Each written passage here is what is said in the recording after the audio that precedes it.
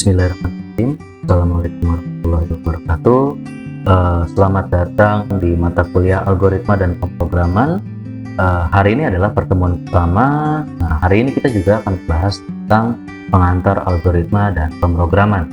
Oke, baik teman-teman. Sebelum masuk ke dalam materi, perkenalkan terlebih dahulu. Nama saya Mukhtar Ali Setio Yudono. Teman-teman bisa memanggil saya dan Pak Gio aja ya. Oke. Nah, ini berikut adalah CV singkat saya, email saya, dan sebagainya. Kemudian untuk bidang kepakaran saya adalah Artificial Intelligence, kemudian ada Computer Vision, ada Mobile Apps, dan IoT ya. Oke, berikut adalah bobot penilaian pada perkuliahan semester ini ya, dari mata kuliah algoritma dan pemrograman.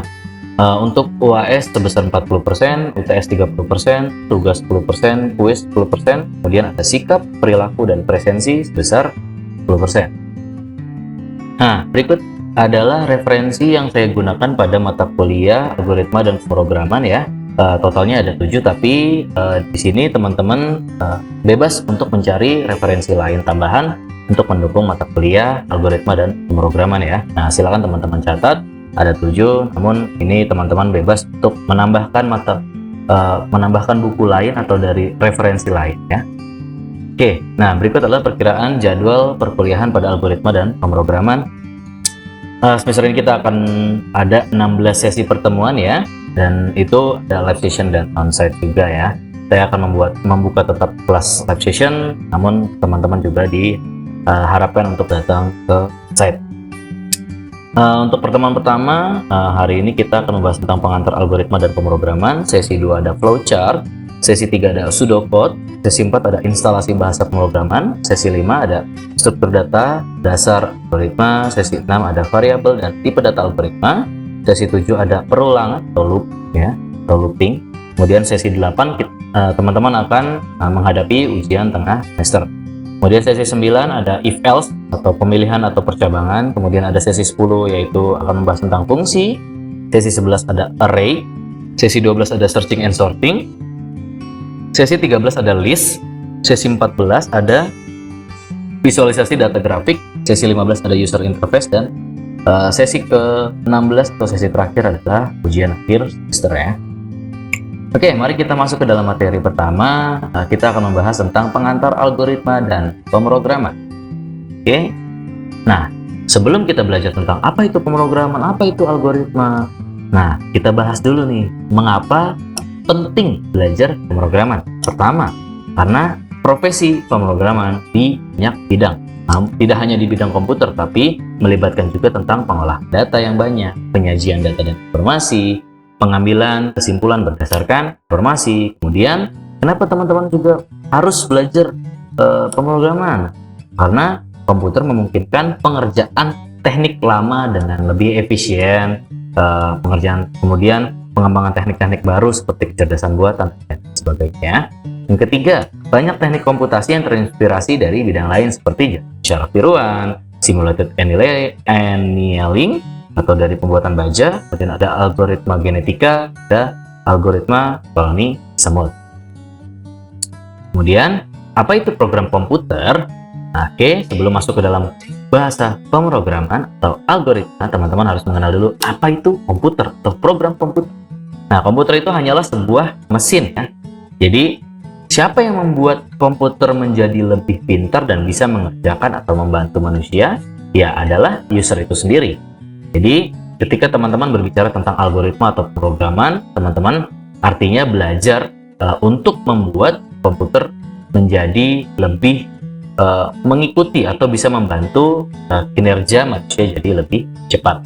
Kemudian komputer bekerja sesuai dengan perintah atau instruksi yang diberikan ya, seperti yang sudah saya jelaskan sebelumnya.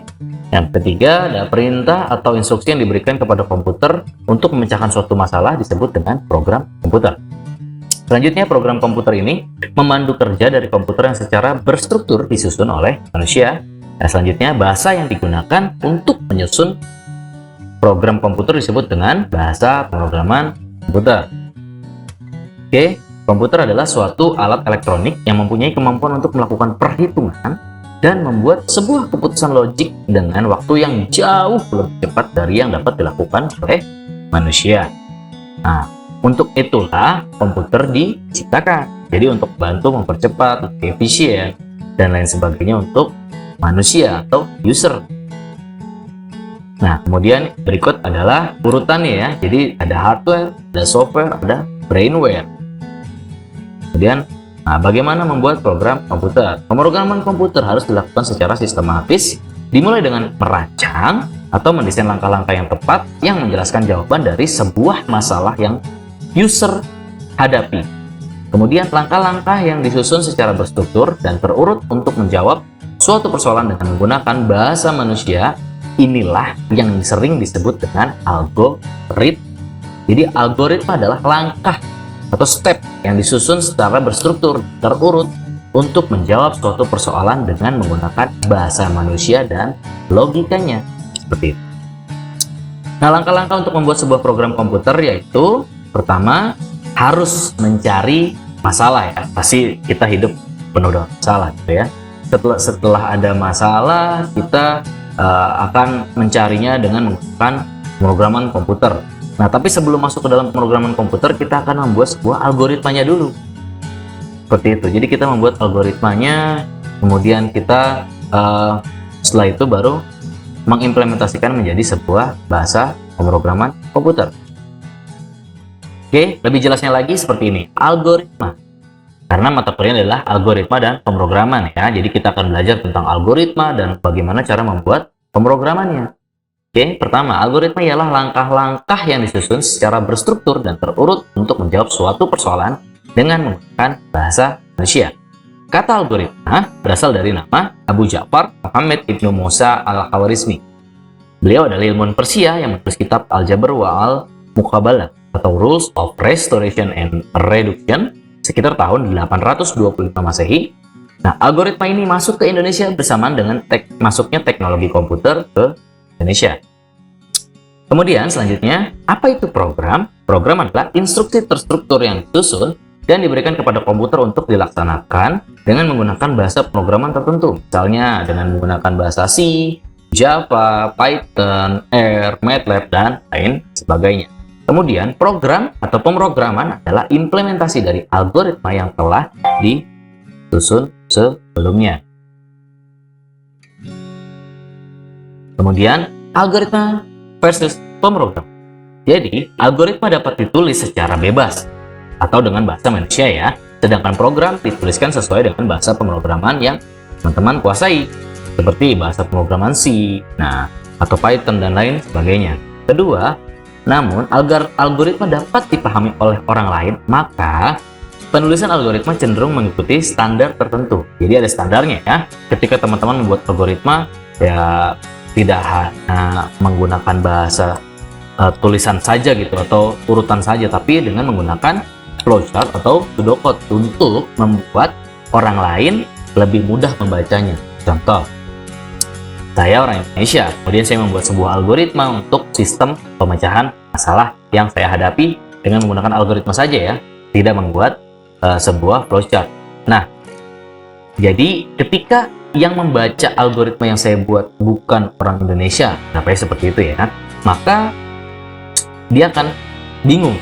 Namun telah ditentukan dengan menggunakan flowchart. Jadi ketika saya membuat sebuah flowchart, artinya siapapun yang membaca dari negara manapun itu akan lebih mudah karena terstandar seperti itu.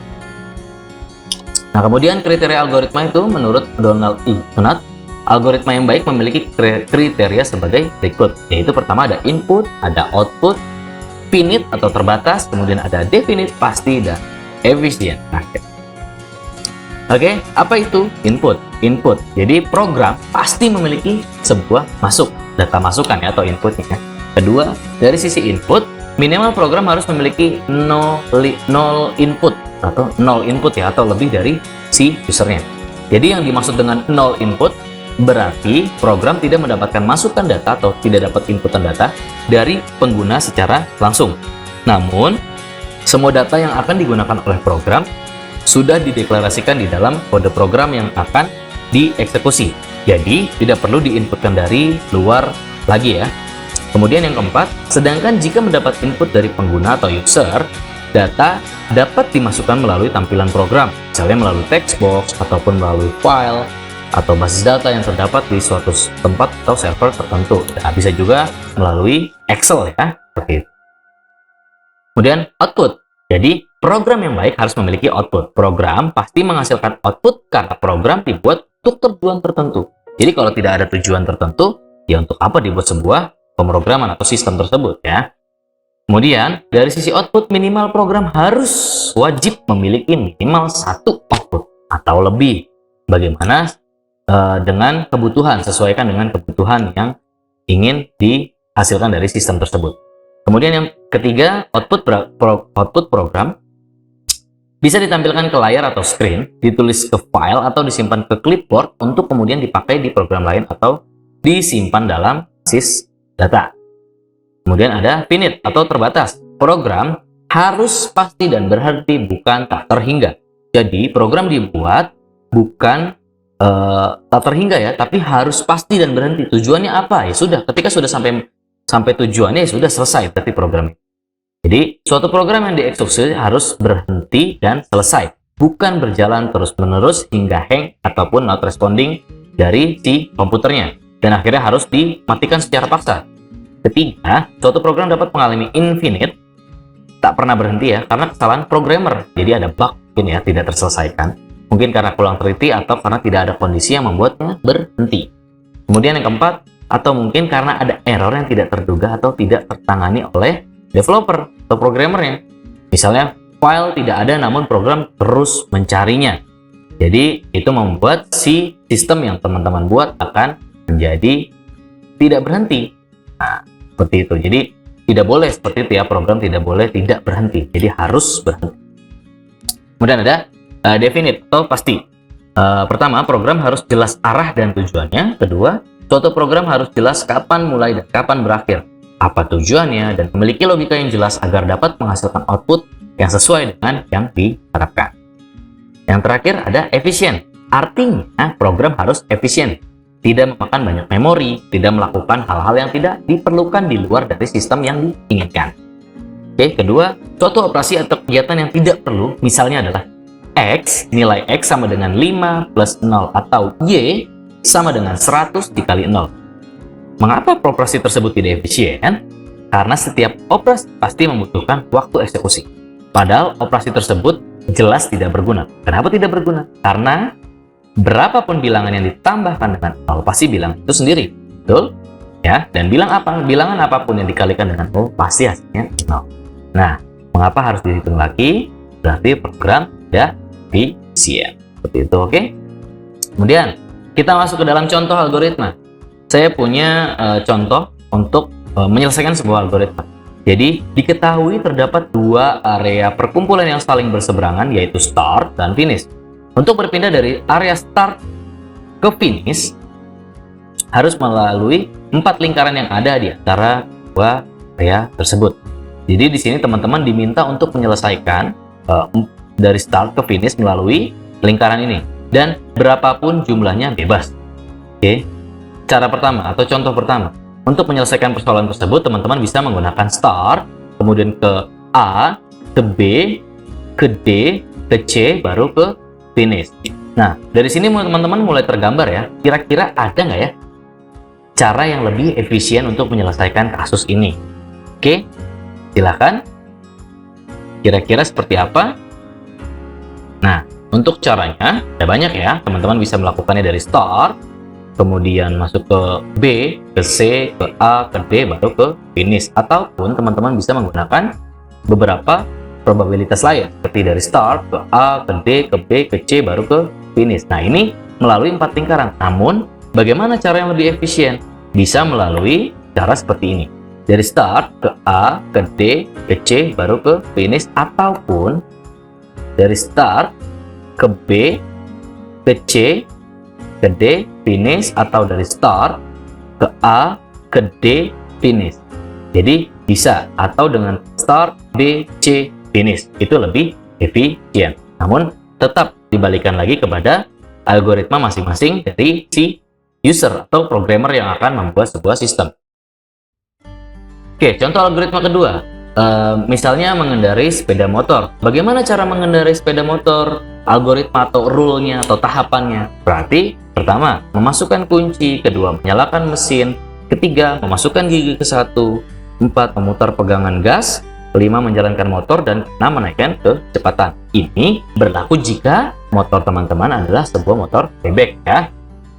Nah, bagaimana kalau misalnya motor teman-teman adalah sebuah motor matic? Anggap saja matic zaman-zaman di awal-awal berkembang di Indonesia ya, seperti motor Yamaha Mio misalnya. Jadi algoritmanya adalah memasukkan kunci, kemudian tarik tuas rem, baru menyalakan mesin, dan bagian ketiga tidak ada, masukkan gigi dan langsung putar pegangan gas, kemudian menjalankan motor dan naikkan kecepatan. Begitupun jika teman-teman motornya adalah anggap saja Yamaha NMAX, karena mempunyai sistem safety, yaitu ketika standarnya turun maka motor tidak akan menyala. Itu algoritmanya akan berbeda. Oke, caranya akan berbeda. Kemudian contoh ketiga atau algoritma ketiga untuk menarik atau mengambil uang di ATM. Jadi alurnya adalah memasukkan kartu ATM, memasukkan nomor PIN, kemudian memilih menu penarikan uang, memilih besar atau nominal yang diinginkan, yang terakhir ambil uang yang dikeluarkan dari mesin ATM. Oke, contoh selanjutnya adalah menghitung luas segitiga. Teman-teman masih ingat menghitung luas segitiga? Rumusnya adalah setengah dikali atas dikali tinggi. Jadi algoritmanya adalah dengan pertama memasukkan nilai atas, kemudian memasukkan nilai tinggi, kemudian baru menghitung luas, yaitu dengan rumus alas dikali tinggi dikali setengah ya, atau dibagi 2. Kemudian cetak luas segitiga atau hasilnya. Oke, sampai sini teman-teman cukup paham dengan apa itu algoritma dan bagaimana cara membuatnya. Ini contoh ke-6. Silakan bisa dilihat oleh teman-teman. Ini adalah contoh ke-7. Kemudian ini ada contoh ke-8. Nah, oke, selanjutnya adalah contoh ke-9, algoritma untuk menggoreng telur ceplok. Pertama, yaitu siapkan telur, kuali, minyak goreng, garam, spatula, kompor, gas, dan piring. Kemudian yang kedua, letakkan kuali di atas kompor. Ketiga, memasukkan sedikit minyak. Keempat, nyalakan api dari kompor. Kelima, pecahkan telur di atas kuali. Keenam, beri sedikit garam. Ketujuh, bolak-balik hingga matang. Nomor 8, matikan api kompor. Kesembilan, angkat telur dari kuali. Kesembilan, angkat telur dari kuali, dan ke-10, sajikan di piring makanan. Dengan total ada 10 urutan langkah. Nah, pertanyaannya adalah bagaimana jika ada satu step yang dihilangkan? Saya ingin menghilangkan pecahkan telur di atas kuali. Jadi urutannya adalah siapkan telur, kemudian kuali, minyak goreng, garam, spatula, kompor, gas, dan piring. Kemudian letakkan kuali di atas kompor, masukkan sedikit minyak, nyalakan api dari kompor, kemudian langsung loncat ke nomor 6, beri sedikit garam, bolak-balik hingga matang, matikan api kompor, angkat telur dari kuali, dan sajikan di piring makan. Apa yang akan terjadi? Ya, jadi ketika ada satu algoritma atau satu urutan yang saya hilangkan, maka hasilnya atau tujuannya akan berbeda. Namanya bukan menggoreng telur ceplok, tapi goreng telur bulat. Oke, jadi algoritma dimaksudkan adalah teman-teman bisa membuat algoritma seefisien mungkin, namun tetap memperhatikan tujuan dari pembuatan sistem atau algoritma yang teman-teman buat. Oke, sampai sini teman-teman cukup paham? Kita lanjut. Ciri algoritma. Algoritma memiliki awalan dan akhiran. Setelah mengerjakan langkah tertentu, algoritma harus berhenti. Kemudian setiap langkah harus didefinisikan dengan jelas dan tepat sehingga tidak multitafsir atau bermakna ambigu. Kemudian algoritma memiliki input yang berjumlah 1 atau lebih dan harus mempunyai output yang berjumlah 1 atau lebih. Algoritma harus efektif, artinya dalam setiap langkah yang tertulis harus sesederhana mungkin sehingga nantinya dapat dikerjakan dengan waktu yang singkat serta masuk akal. Nah, kemudian bahasa pemrograman. Berdasarkan terapannya, bahasa pemrograman dapat digolongkan atas 2 kelompok besar, yaitu ada bahasa pemrograman bertujuan khusus yang termasuk kelompok ini adalah COBOL atau terapan bisnis dan administrasi, ada Fortran, kemudian ada bahasa rakitan dan lain sebagainya. Kemudian bahasa pemrograman yang bertujuan khusus yang dapat digunakan untuk berbagai aplikasi yang teman-teman biasa nikmati ya saat ini. Yang termasuk kelompok ini adalah bahasa Pascal, Basic, C, dan lain sebagainya.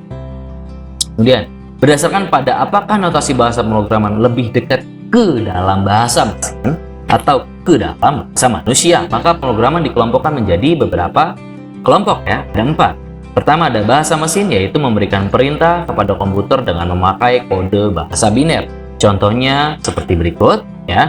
Kemudian yang kedua ada bahasa tingkat rendah atau dikenal dengan istilah bahasa rakitan atau assembly ya, yaitu memberikan perintah kepada komputer dengan memakai kode-kode singkat atau kode mnemonik ya. Contohnya kode mesin itu ada MOV, ada SUB, CMP, JMP, JE, GE, dan lain sebagainya.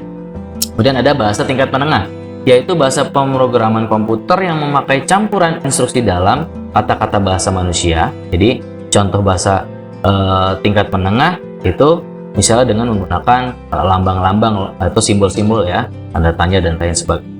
Kemudian ada bahasa tingkat tinggi, yaitu bahasa komputer yang memakai instruksi berasal dari unsur kata-kata bahasa manusia. Contohnya begin, and, if, for, while, and, or, import, dan lain sebagainya. Jadi komputer dapat mengerti bahasa manusia itu diperlukan program compiler atau interpreter ya. Contohnya bahasa tingkat tinggi itu ada MATLAB, Python, ada R, ada S, dan lain sebagainya. Kemudian untuk menyusun sebuah program yang besar dan kompleks, pemrograman membutuhkan tahapan penyusunan yang sistematis dan terpadu, yaitu pertama ada definisikan masalahnya dulu, kemudian analisis kebutuhannya, ketiga penyusunan algoritma, keempat membuat pengkodean atau pemrogramannya, kelima testing and debugging ya, atau mencari yang errornya. Kemudian keenam maintenance atau pemeliharaan, dan ketujuh ada dokumentasi. Nah, bahasa pemrograman terpopuler menurut GitHub itu ada 12 ya. Ada Python, ada Java, JavaScript, C#, kemudian ada PHP, ada C, ada R, ada Objective-C, ada Swift, ada Ruby, ada C++, ada SQL. Ini yang umum ya, dan terpopuler menurut GitHub di tahun 2011.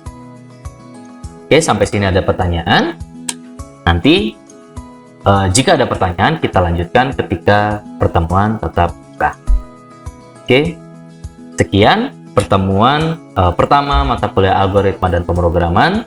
Mudah-mudahan teman-teman lebih paham, dan jika ada pertanyaan teman-teman silahkan akan lanjutkan di sesi pertemuan tatap muka. Oke, sekian pertemuan hari ini. Terima kasih. Assalamualaikum warahmatullahi wabarakatuh.